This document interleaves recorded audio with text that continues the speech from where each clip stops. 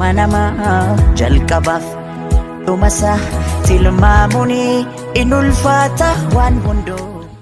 Akkamitti sirra ga'ee yeroon isaa yoomidha? Eenyudhaan immoo sirra ga'e?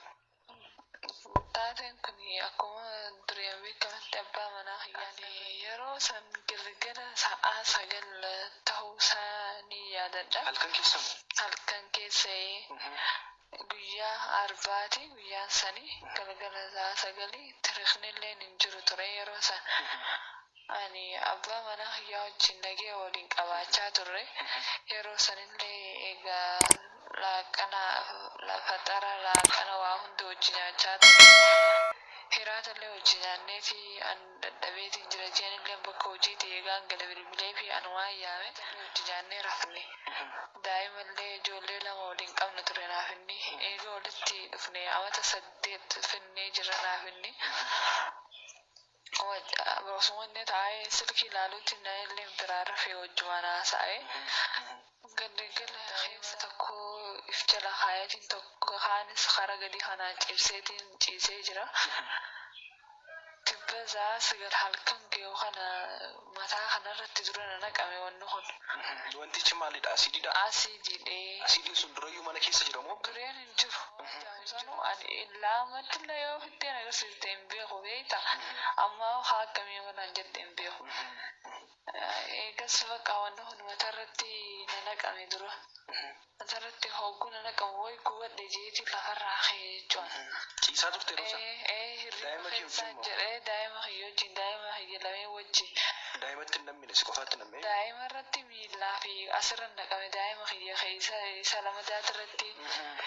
Kanii asfata achitti deddeebisaniiti wallaanaa turan beektaa daa'ima sana. Daa'imni keellee miidhamte? Isa guddaa sun xiqqaasaa jechuudha.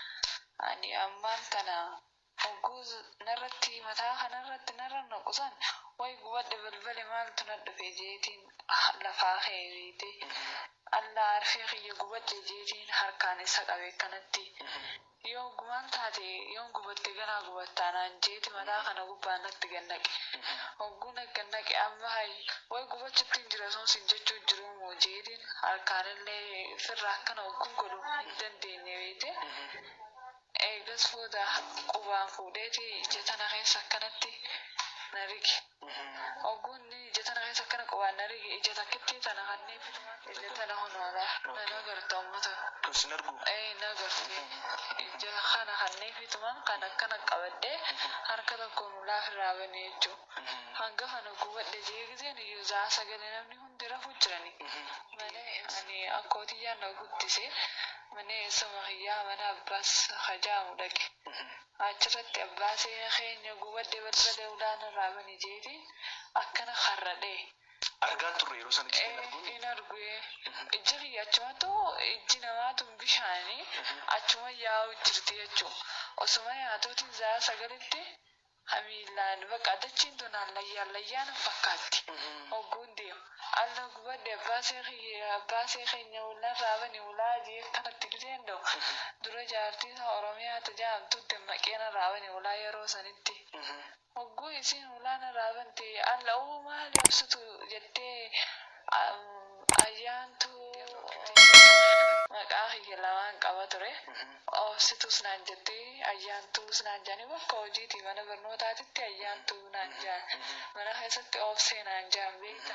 Alla maal taate obsee hogguu jettee kana gabbaatu ani bifti yeroo sanuu jijjiiramtee jirti bakka bineensaan fakkaadda ture.